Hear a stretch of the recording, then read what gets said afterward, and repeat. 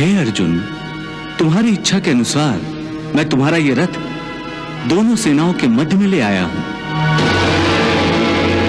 अब तुम शत्रु की सेना की ओर देखो। सेना के अग्र में खड़े हैं पितामह भीष्म, पांडवों के और तुम्हारे सबसे बड़े शत्रु। पितामह और हमारे सबसे बड़े शत्रु? अब तुम अपने दूसरे महाशत्रु को देख लो, आचार्य द्रोण, तुम्हारे गुरुदेव। और उनकी दाईं ओर युवराज दुर्योधन। हे कौन्तेय, यदि तुम्हें पांडवों को विजयी बनाना है तो तुम्हें इन सब का वध करना होगा। वध?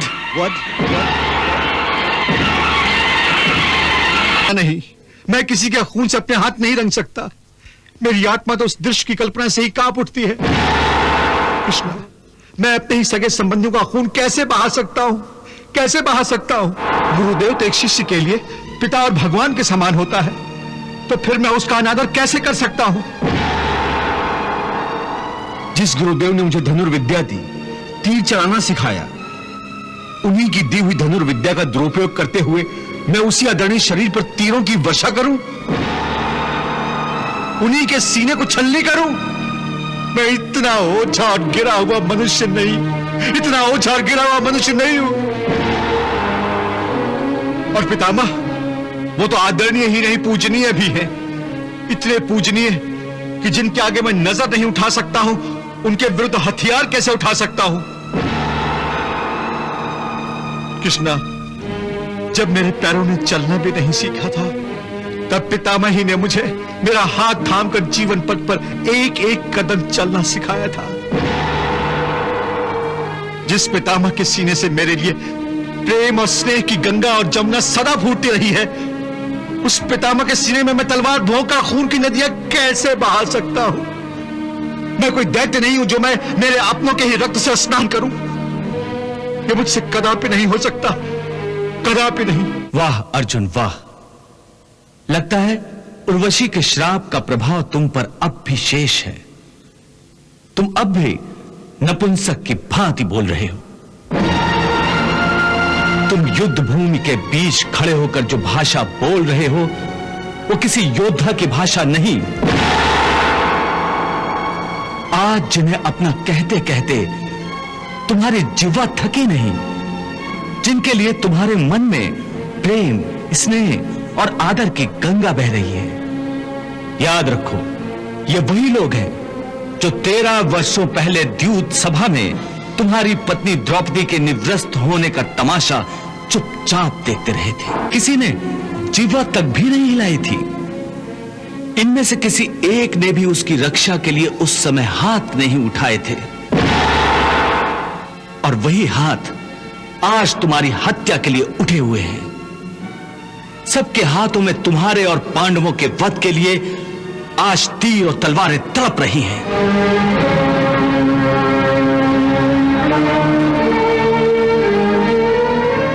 क्या यही तुम्हारे अपने हैं, जिनके लिए तुम प्रेम और आदर की भाषा बोल रहे हो? हे अर्जुन, तुम इस समय कोई लगन मंडप में नहीं हो, बल्कि युद्ध भूमि पर खड़े हो। और जिन्हें तुम अपना समझ रहे हो, वो इस युद्ध भूमि में तुम्हारा स्वागत और आदर सत्कार करने नहीं आए हैं। वो सब के सब तुम्हारा और तुम्हारे भाइयों का नाम अपने अस्त्रों पर लिख कर आए हैं। देखो उनकी ओर, इनकी आंखों में तुम पांडवों की मृत्यु का नृत्य देखने की तृष्णा तड़प रही है। और ये तड़प, ये प्यास केवल तुम पांडवों के रक्त से ही बुझेगी। देखो उनके तेवर,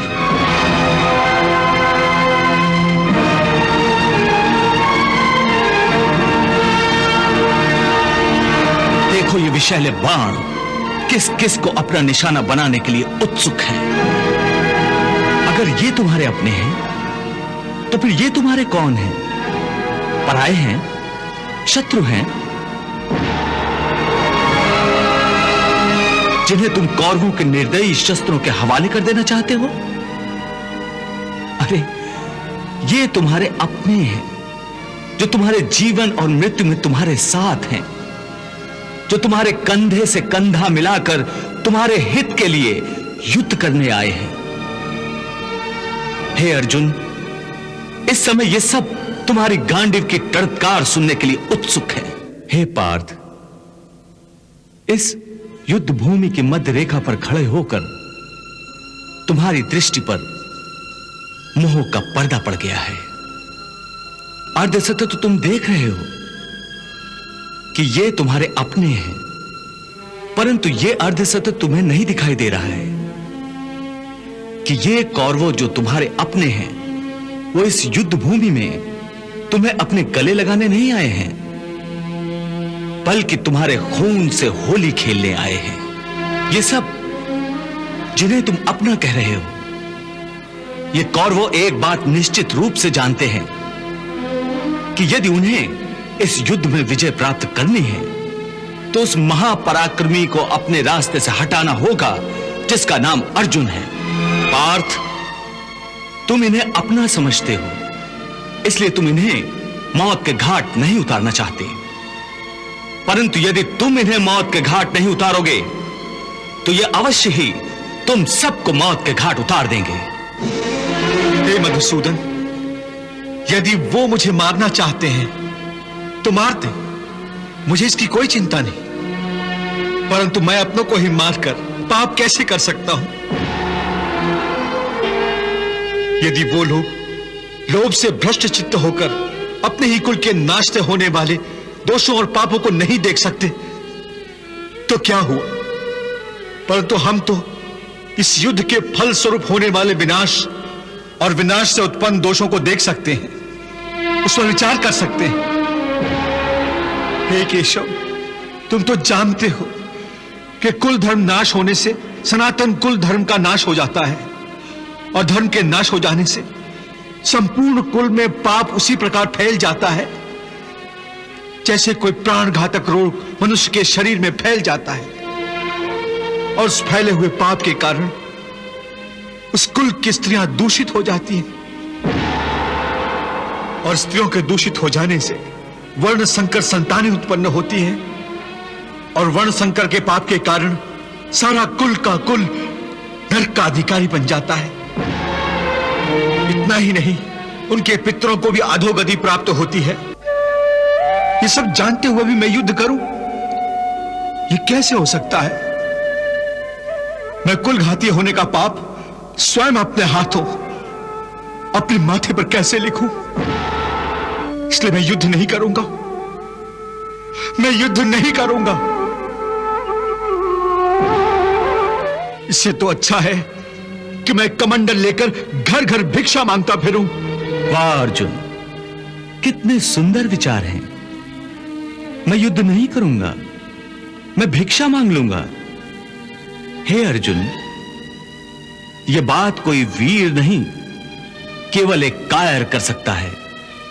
क्या तुम अपनी कायरता का प्रदर्शन करने के लिए इस युद्ध भूमि पर आए थे? क्या इसीलिए तुमने भगवान शिव से पाशुपतास्त्र ग्रहण किया था? क्या वर्षों घोर तपस्या करके अपने पिता श्री देवराज इंद्र से तुमने दिव्यास्त्र इसलिए प्राप्त किए थे?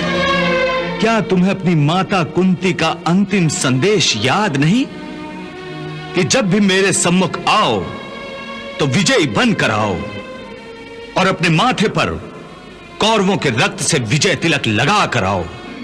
हे अर्जुन, याद रखो, अपनी माता के उस वचन को निभाने की जिम्मेदारी तुम पर है।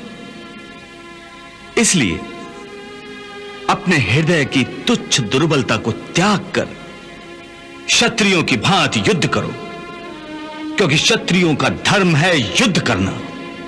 हे मधुसूदन, मैं भी जानता हूं कि मैं क्षत्रिय हूं, युद्ध करना मेरा धर्म है, परंतु इस युद्ध भूमि में युद्धाभिलाषी इस स्वजन समूह को देखकर मेरा शरीर ढीला पड़ रहा है, मेरी आत्मा कांप रही है, मेरा गला सूख रहा है। हे अर्जुन, तुम युद्ध नहीं करोगे, मैं युद्ध करूंगा। मैं भिक्षा मांग लूंगा। हे अर्जुन, यह बात कोई वीर नहीं, केवल एक कायर कर सकता है। क्या तुम अपनी कायरता का प्रदर्शन करने के लिए इस युद्ध भूमि पर आए थे? मैं युद्ध नहीं करूंगा, मैं परस्पर विरोधी विचारों के आक्रमण से मेरी मति भ्रमित हो गई है। इस दुविधा के कारण मुझे मेरा मार्ग स्पष्ट दिखाई नहीं दे रहा है। हे कृष्ण, तुम मेरे गुरु हो, भगवान हो, मैं तुम्हारी शरण में आया हूं। अब तुम ही मेरा मार्गदर्शन करो, मुझे रास्ता बताओ, क्या उचित है और क्या अनुचित।